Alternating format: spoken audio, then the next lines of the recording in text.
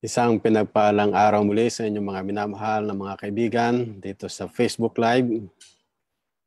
Kundi sa ating mga kapatiran saan man kayo naroroon. Muli akin kayong binabati ng isang magandang araw at naway ang pagpapala ng ating Panginoon ang siyang managana sa bawat isa sa inyo, sa bawat isa sa atin, saan man kayo naroroon. Maaaring kayo ay sa inyong tahanan, o kayo ay nasa karamdaman sa ngayon, o kung ano man ang inyong ginagawa sa inyong trabaho. At nagkaloob kayo ng pagkakataon na makinig at sumubaybay sa episode na ito o sa programang ito ng The Message.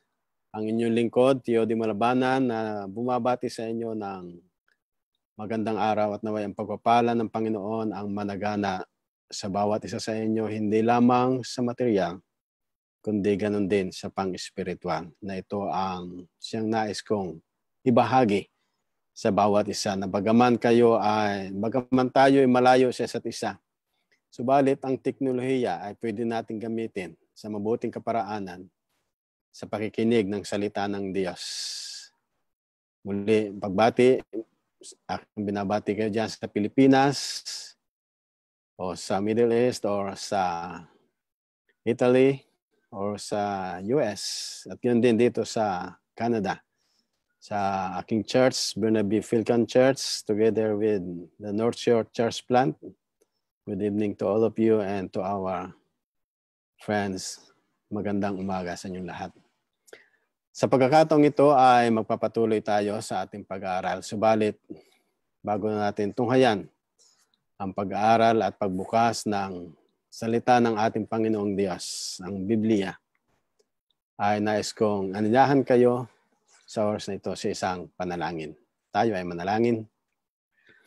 Kagalang-galang po naming Diyos, mapagmahal po naming Ama na nasa langit. Maraming salamat sa pagkakataong ito niyo ipinakalob sa amin, na kami ay inyong binigyan ng pagkakataong muli na mag-aral ng inyong salita. Aming inihiling, buksan po naman ninyo ang aming puso't kaisipan, upang kung magkaganon anuman ang aming pag-aaralan sa ngayon ay matanggap namin ang mga katotohanan ito. Higit sa lahat, Panginoon, ay maging bahagi ng aming buhay at kumilala kami sa inyo bilang personal naming tagapagligtas. Aking dalangin, mahal na Diyos, pagpalain ng bawat isang nagsisipanood o nagsisipakinig sa programang ito dito sa Facebook Live at sa YouTube. Naway maging kaalaman ito at pagpapala sa bawat isa. Biyayang pang-espiritual na magpapalago sa aming pananampalataya at pagkakilala sa inyo. Maraming salamat sa inyong pagdinig sa aming dalangin. Ito po ang aming iniinit na pasalamatan sa pangalan ng Panginoong Hesus. Amen. Muli sa loob ng 30 minutes. So we'll be studying the words of God. If you have your Bible with you, you can open it too. Or if you have your pen and paper, so you can write it down, whatever the text that we will be studying here. Or you can write a note or comments if you have questions from this topic or questions from the past, para ating malinawan. At kung kayo mayroong questions na mapag-aralan pa natin in the future, so just keep in tune, and then we will be studying about that question. But for those questions from the past, just write it down or write a message in my personal messenger so I can explain to you more. Or whoever wants a prayer, just give me a call in my messenger or make me a note to call you back para maipag-pray ko kayo in your own available time. Just let me know what time, and then we'll bring to the Lord whatever our prayer requests are. So at this time, we will be studying the continuation of our topic, Chains of Sabbath, which is, we will be studying part 2. We are now in part 2. So I will just sharing it to you at this time. Our presentation. Again, the message. This is the program of the message. Me, as one of God's messengers in these last days, using this technology to tell the good news of salvation to the whole world. So I'm here to let you know the words of God. The message and our topic for today is none other than Change of Sabbath Day, Part 2. As we've studied last Sabbath, or last Tuesday night, as we will review those prophecy in the book of Daniel chapter 7. Just a passing review that there are 4 beasts written in that topic or in that chapter. And the first one signifies the Babylon, which correlated also in the prophecy, in the image in Daniel 2. So the Babylon was the one who ruled the world during that time, 605 to 539 BC. And after Babylon, here comes another beast, the bear, which also coincide with the message or the image in chapter 2, the Medo-Persia, which the Medo-Persia, combination of the force of Mede and Persia from Cyrus and Darius, that they ruled the world during the time of 539 through 331 BC. And after them, there is another kingdom, Greece, which we know in the history of Alexander the Great, who ruled out during that time to the whole world. At the age of 33, he died. Then it signifies also that the 4 heads in Daniel 7, or the 4 generals that took over that kingdom in the Greece. So they ruled over 331 to 168 BC. Then after them, here is the kingdom of Rome. Na they describe dito na kakalakalabot na hayop. Sabi ni Daniel doon sa Daniel 7 na hindi niya may describe, pero sang-ayon sa description na maaring ito isang parang dragon. Ang sabi doon na ito ay mayroong 10 sungay. Ito'y kumakatawan yung hayop na ito sa panahon ng Roma noong 168 BC up to 476 AD. And then, andun din naman, yung pagkatapos noon ay nung 476, ito yung kaharian hanggang second coming. Nakatulad din sa Daniel 2 na magkahalong putik at bakal na ito'y kumakatawan doon sa grupo ng mga tao o grupo ng mga bansa na hindi sila nagkakaisa. 10 divided kingdoms of Western Europe na kahit sa ngayon, bawat bansa ay hindi magkaisa. Kahit mayroong, kung tawagin tayo ay United Nations, pero mayroon pa rin hindi pagkakasunduan. Mayroong hindi napapagkasunduan, hindi nagkakaisa. So iyan ang inihula na kailanman ay hindi magkakaisa yung putik at bakal na ito rin naman kumakatawan sa kapanahunan sa ngayon na mayroong katulad nito 10 sungay at yung isang sungay dito ay lumitaw nang sabi doon ay he shall speak pompous words against the Most High, shall persecute the saints of the Most High, and shall intend to change times and law. Sabi doon sila raw, ito raw isang maliit na sungay na ito na susulpot doon sa 10 ay magsasalita siya ng mga katampalasanang salita na laban sa dakilang Diyos. Kanyang lilipulin o kanyang usigin ang mga banal ng ating Panginoon. At kanyang babaguhin ang panahon at ang kautusan. At ang sabi pa doon, then the saints shall be given into his hand for a time and times and half of a time. In Daniel 7:25, it was written there. So babaguhin yung kautusan at ang sabi doon, think to change times and laws. Itong isang kaharian nito, kaya nga nung dumating sa panahon ng binago, sang-ayon sa kasaysayan sa panahon ni Constantine noong 321 AD, nagkaroon ng pagbabago. At ito ay ating alamin sa ngayon. Mula sa pagbabago ng panahon, mula sa Sabado, patungo ng Linggo. Ako ay umaasa na ang ating pag-aaralan sa ngayon, bagaman maaring medyo controversial sa iba, ayaw kong atakihin ang bawat relihiyon, subalit sang-ayon sa ating pag-aaral, ito yung napapaloob sa kasaysayan. Kaya aking ninanais na ibigay ito sa atin ng simpleng pamamaraan na maunawaan natin base sa kasaysayan kung paano nabago ang araw ng pamamahinga o araw ng pagsamba mula sa Sabado patungo ng Linggo. At samantalang ito ay binago na ating makikita sa pagsasalarawan, yung ika-4 na utos ang siyang nagkaroon ng tunay na pagbabago. Ang sabi ni Apostol Pablo, bago nung sinabihan niya yung mga elders doon sa iglesia ng Ephesus, nang sabi niya doon sa Acts 20, therefore take heed to yourselves into all the flock. Ingatan daw natin ang ating sarili at gayon din ang kawan,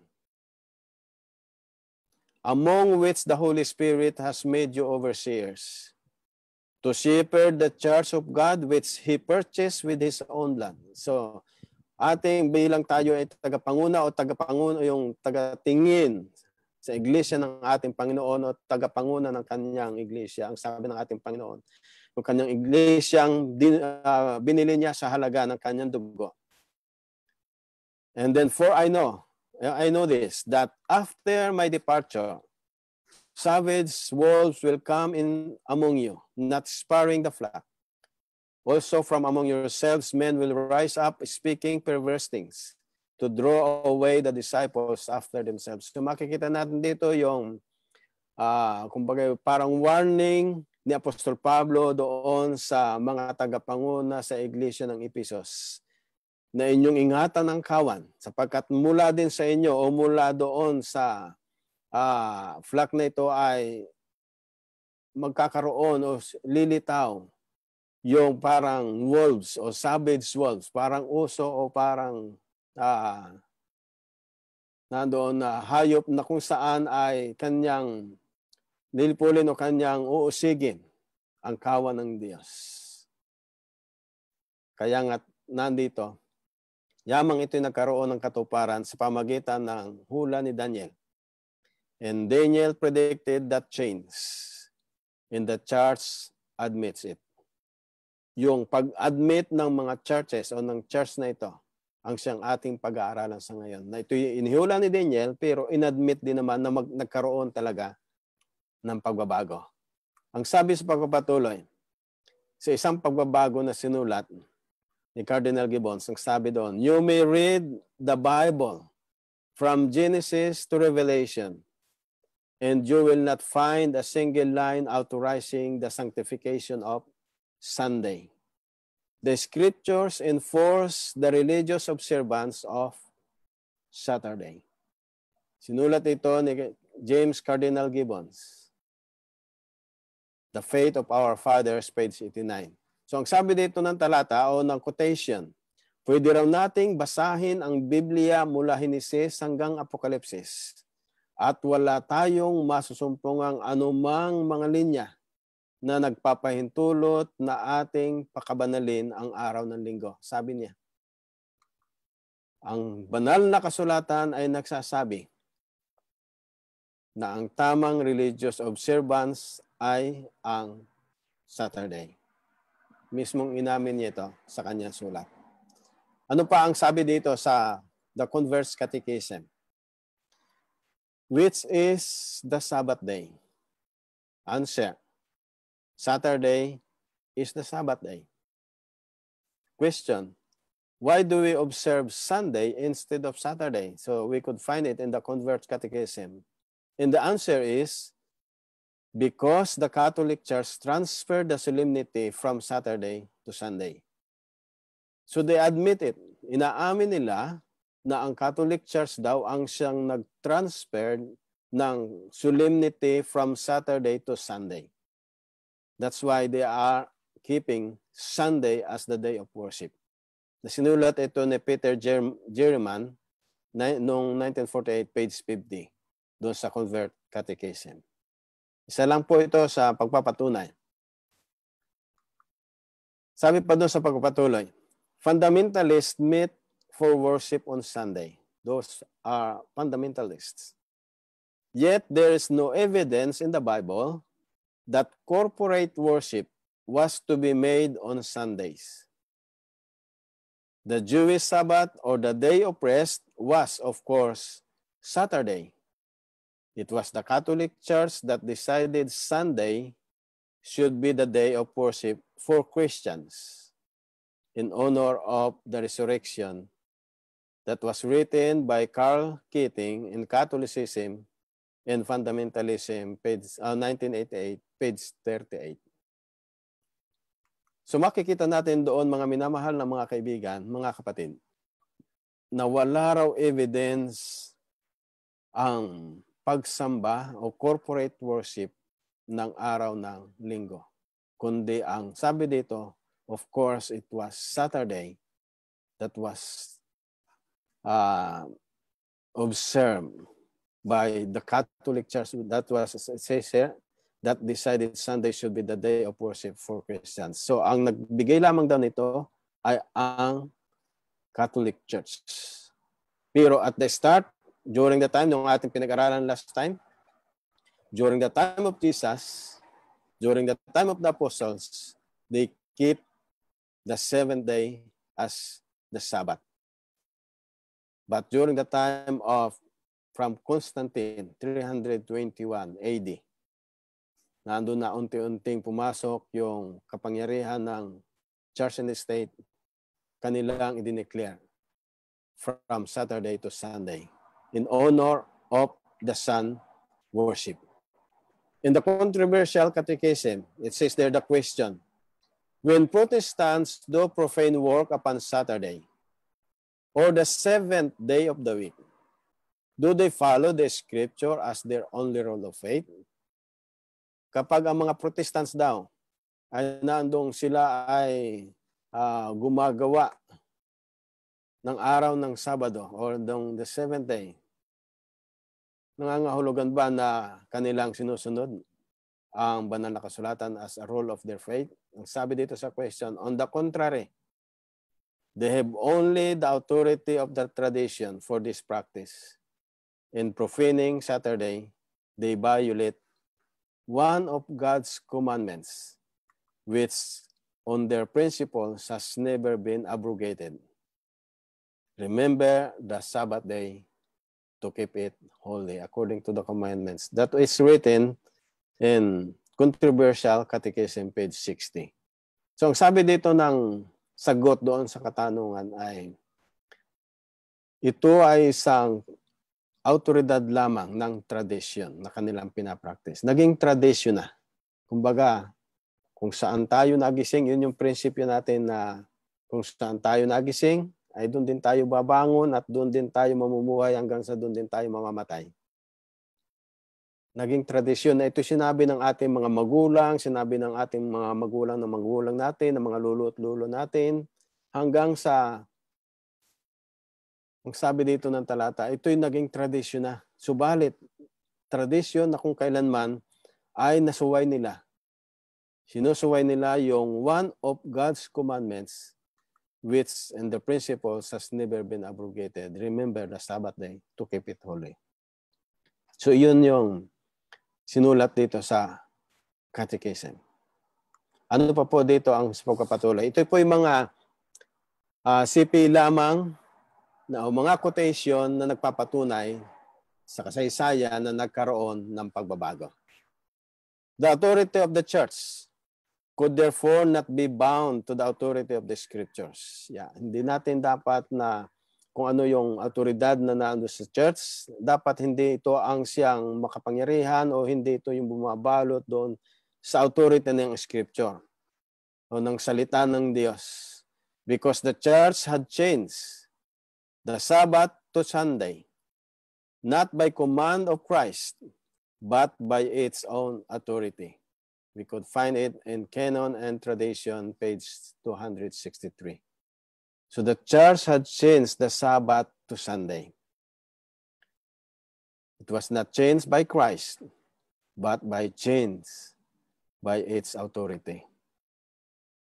So, nangangahulugan mga minamahal na mga kaibigan, kung ano yung sa panahon ni Kristo, kung ano sa panahon ng mga alagad, At kung ano rin sa panahon na kung ating titingnan doon sa lumang tipan, siya pa ring Sabat yung ikapito. Kaya nga, pinapakilala dito sa atin ang mga quotations na ito na nagpapatunay na ang Sabat talaga ay mananatili. For I am the Lord.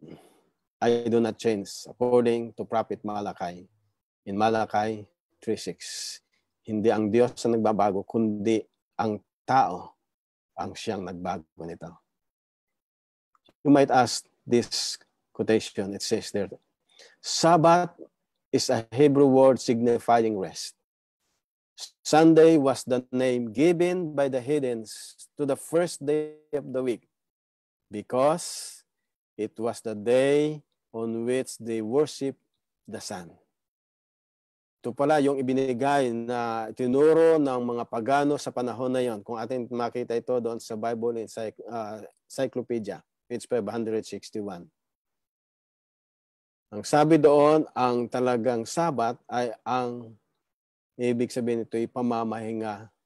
Subalit, ang araw ng linggo, ang sabi dito, ito'y first day of the week because it was the day on which they worship the sun. Kaya yung Sunday, araw ng mga araw, ginawa nila itong araw ng pagsamba in honor of the sun. Kasi sa kanilang paniniwala sa panahon na yon, ang araw ang siyang nagbibigay ng buhay. Yung ibang mga propeta, yung ibang mga planeta, katulad ng Monday, ito ay galing sa moon. Tuesday, Martes, galing sa Mars. Wednesday or Miyerkules, galing to sa Mercury. Thursday or Huwebes, galing to sa Jupiter. And then, Friday, Viernes or Venus from Venus. And then yung Saturday from Saturn. So, all that planets, sabi nila yung kanilang reasoning out dito ay sila'y kumukuha lamang ng liwanag doon sa sun. Kaya mas mahalaga na ating simbahin o ang ating sambahin o yung araw, Sunday. Doon dineclare nila noong 321 na ito ang siyang maging araw ng pagsamba in honor of that. Now, the question is, how did sun worship enter the church? And there is a gradual change here. The Jews were being persecuted. Some Christian leaders wanted to distinguish themselves from the Jews. Constantine passed the first Sunday law to unite his empire during the time of 321. Si Constantino bilang isang pagano na naandun siya ay nag-declare din naman. Kanyang tinanggap ang pagiging Kristiyano. At bilang siya ay isang sundalo, isang leader, inunor siya, and then kung ano yung kanyang sabihin bilang isang pagano, na doon ipinasok niya yung sun worship.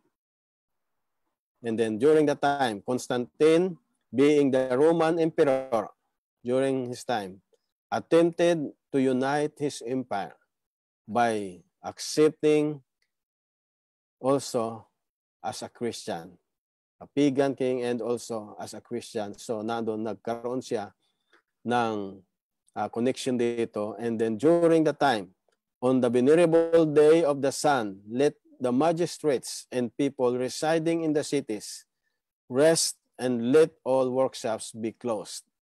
It was written in the Edict of Constantine, year 321 AD. So it was declared there that Sunday should be the day of worship. And then it follows. Kasi during that time, ano yung kingdom na nagahari? Yung Roma. Hanggang sa dumating na nga yung mga 10 divided kingdoms, hanggang ituturo nila, Sunday should be the day of worship. And then dumating sa atin sa Pilipinas, yung katuruan nito from Spain, di ba? Sa panahon ni Magellan. Year 1521, di ba? Yung alam natin sa history dyan sa Pilipinas. Kung paanong itinuro nila yung teaching ng Catholicism. Kaya nga't dito, itinuro nila yung araw ng linggo. Subalit, pasalamat tayo sapagkat nagkaroon tayo ng Biblia na siyang basihan natin ng katotohanan. At dito'y nakita natin na sang-ayon pala sa history ay nagkaroon ng pagbabago. At ang sabi dito, church leaders accepted this compromise. Christians shall not Judaize or keep Sabbath and be idle on Saturday, Sabbath original, but shall work on that day.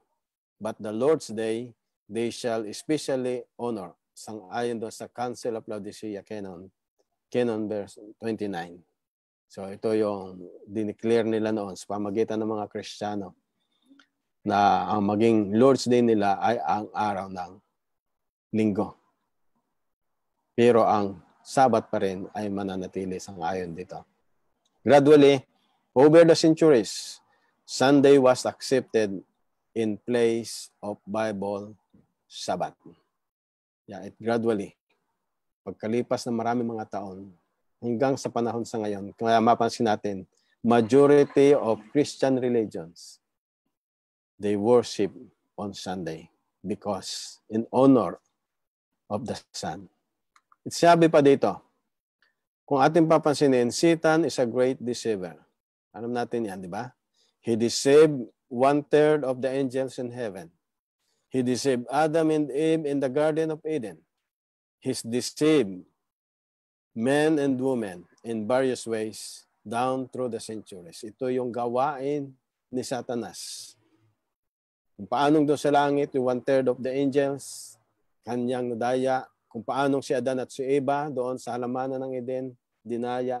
At ganoon din sa karamihan ng mga panahon at ng mga centuries. Patuloy na gumagawa ang kaaway ng Diyos para ituon ang kanilang atensyon na sila'y lumayo sa Diyos. Subalit dito makikita natin ang isang katanungan. Why do you also transgress the commandment of God by your tradition? Isang katanungan na sinabi ng ating Panginoon sa Matthew 15 verse 3. Kaya nga't kung ating makikita doon sa Mark, sinabi niya dito, Mark 7, 6-8 and verse 9. These people honors me with their lips, but their heart is far from me. Ang Panginoong Hesus mismo ang nagsasabi nito, mga minamahal na mga kaibigan, na ang mga tao daw nito, iginagalang siya sa pamagitan ng kanilang labi. Subalit ang kanilang puso ay malayo sa Kanya. And in vain they worship me, teaching as doctrines the commandments of man. Anong sabi doon? Na walang kabuluhan daw yung kanilang pagsamba sa akin, sabi ng ating Panginoon. Na sila nagtuturo ng mga aral ng mga tao, mga utos ng mga tao. For laying aside the commandment of God, you hold the tradition of man. Kanila raw na hindi sinunod yung utos ng Diyos. At ang sinunod nila ay ang tradition of man, yung utos ng tao. Pero ang nagsabi dito, in vain they worship me. Sila'y sumasamba, pero ganun din pala. Walang kabuluhan ang kanilang pagsamba sa ating Panginoon.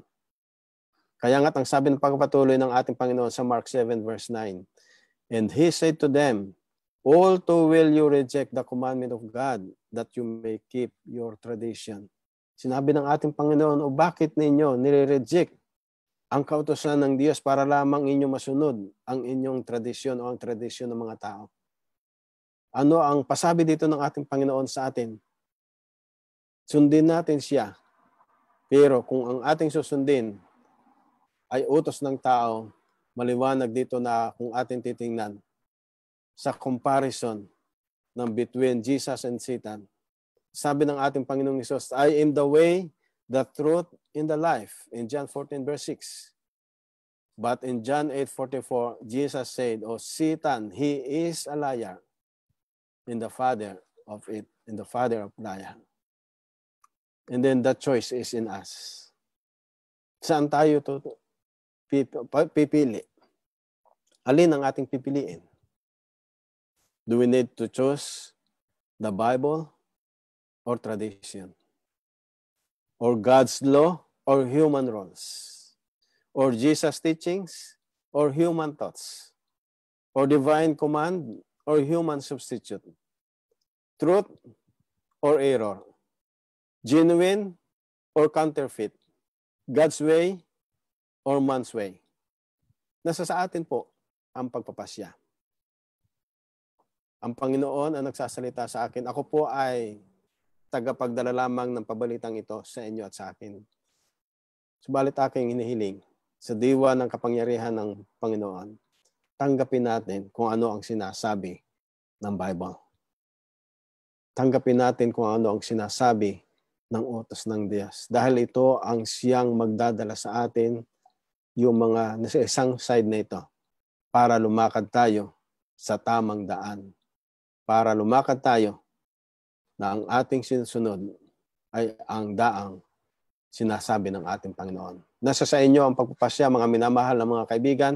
Yamang ito ay naipagkaloob ko sa inyo at kayo ang sa pamagitan ng kapangyarihan ng Banal na Espiritu ang siyang magpasya kung alin ang inyong susundin. Subalit, katulad ng sinabi ni Peter sa Acts 5:29, but Peter and the other apostles answered and said, we ought to obey God rather than men.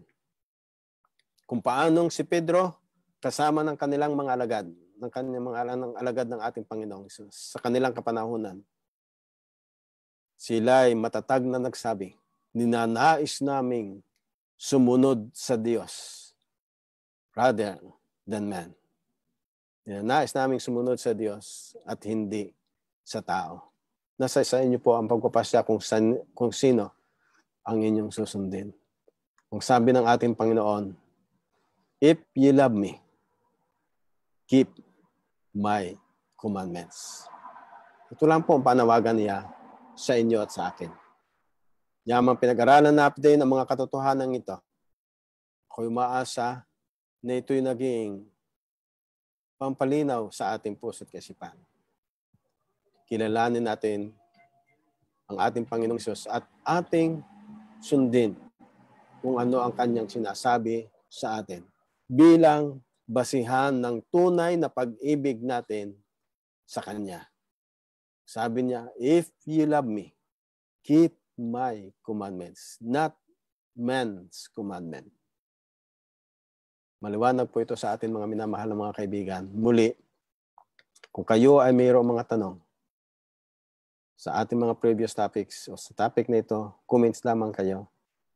And then, magsulat lang kayo sa personal messenger ko upang kung magkaganon, lubos pa nating malinawan ang bagay na ito. Ako'y umaasa na ito'y naging pagpapala sa inyo at sa akin. Balit bago tayo magtapos, ating pakinggan muna ang isang mensahe ng awit na ito'y pagkakalob sa atin ni Sister Christine May Fidakan. Ating pagbulay-bulayan ang mensahe ng awit at hindi ang mensahe ng talatang ating pinag-aralan.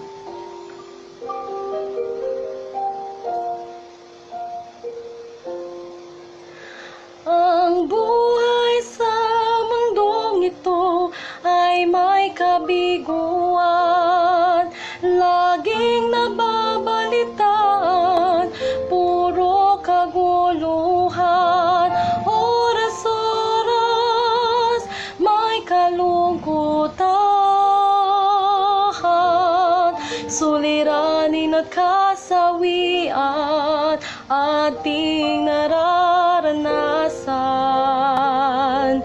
Sa langit ay wala ng kasalanan, wala ng kahirapan, lungkot ay papawiin, tayo ay babaguhin. Sa langit ay wala ng problema, kasiyahan ng madarama, pati papuri at pagsamba sa ating Diyos Ama, ang tanging ligaya.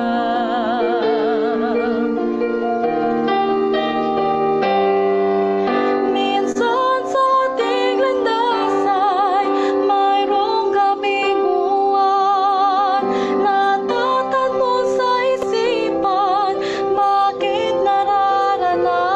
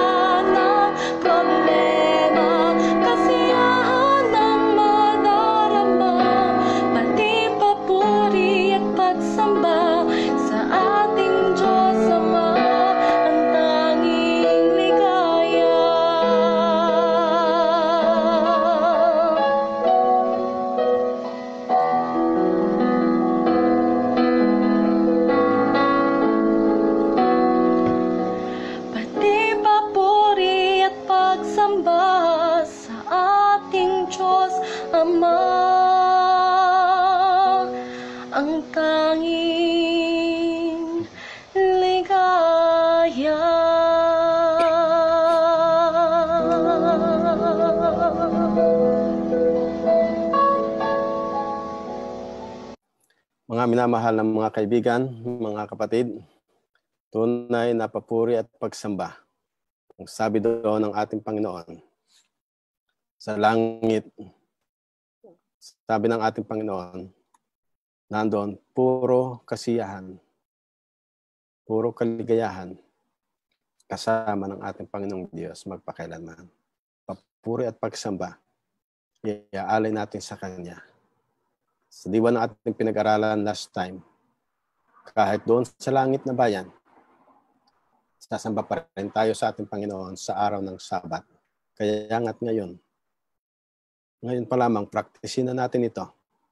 Upang kumakaganon ay unti-unting nahuhubog tayo sa kung ano ang ninanais ng Diyos na ating sundin at ating makasama siya na magpaswalang hanggan sa langit na bayan.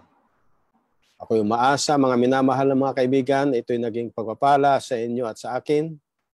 At muli, kung kayo ay mayroong mga katanungan, huwag po kayong mahiya o magatubiling magtanong sa akin o sa ating mga kaibigan na mga kaanib ng Seventh-day Adventist Church na siya makakatugon sa mga talatang ito na ating pinag-aralan.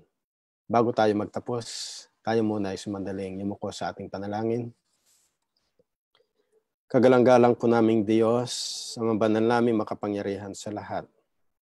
Maraming salamat po sa mga katotohanan ito na inyong pinakaloob sa amin. Mga katotohanan sa amin ay hindi ibinahagi ng mga nakalipas na mga panahon. At sa pagkakataong ito'y aming nasumpungan. Lalo tigit, Panginoon, sa aking mga kaibigan dito sa Facebook Live. Saan man sila naroroon, samantalang sila nakikinig ng mga salitang ito. Tulungan ninyo sila, Panginoon, na kanilang matanggap ang mga katotohanan ito sa kanilang buhay. Higit sa lahat, Panginoon, ay makasunod sa inyong banal na kautusan, sapagkat inyong ninanais na makasama kami sa langit na bayang inyong pangako. Aking iniadalangin, mahal na Diyos, pagpalain ninyo ang bawat isa at aking dalangin din ang aming mga kaibigan, mga kapatiran na sila ay mayroong karamdaman sa ngayon.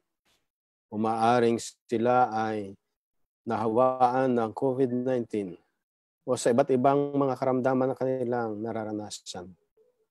Maging malapit po naman ninyo kayo sa kanila, Panginoon. Ipagkaloob ang kalakasan at kagalingan na kanilang hinihiling.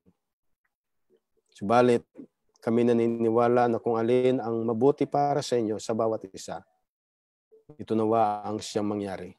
Sa ganang aming kahilingan, patuloy na ang inyong kapayapaan na maghari sa bawat isa. Lalo tigit din sa aming mga kaibigan, mga kapatiran na nasa panglulubaybay, dahilan sa pagpanaw marahil ng kanilang mahal sa buhay. Patuloy naman niyo silang aliwin at patuloy niyo silang bigyan ng kaaliwan ng Banal na Espiritu na sa darating na panahon ay magkakasama-samang muli sa langit na bayang inyong pinangako kung kami mananatiling tapat sa inyo hanggang sa kayo dumating. Aking dalangin din, Panginoon, ang aming mga kaibigan na maaring sila ay nasa matinding pangangailangan gawa ng crisis na ito. Subalit kami dumadalangin na inyo nawang pagpalain sila, Panginoon, sa kanilang mga pangailangan. At ang mga nagugutom at nauuhaw ay inyong busugin, Panginoon, ng inyong biyaya. Higit sa lahat, pagkagutom at pagkauhaw sa salita ng Diyos. Na ang mga salitang aming napag-aralay magpapabusog sa bawat isa. Lalago ang aming pananampalataya sa inyo at makikilala namin kayo at tatanggapin bilang personal naming tagapagligtas. Pagpalain, Panginoon, ang bawat isa sa amin. Pagpalain ang bawat isang sa ngayon ay nakikinig ng inyong salita. Maraming salamat sa inyong pagdinig sa aming dalangin. Ang kapayapaan ang maghari sa bawat isa at ang inyong pag-iingat, lalo tigit sa aming mga frontliners na inyo silang iingatan. Sa pangalan ng aming Panginoong Hesus. Amen. Pagpalain po ang bawat isa. Maraming salamat. Muli sa Tuesday night o Wednesday morning, diyan sa inyo sa Pilipinas, mag-aaral muli tayo ng salita ng ating Panginoon. Magandang gabi sa inyong lahat. God bless you all. And thank you for watching. Keep up the good works. Stay safe, and God's blessings be with you. Thank you.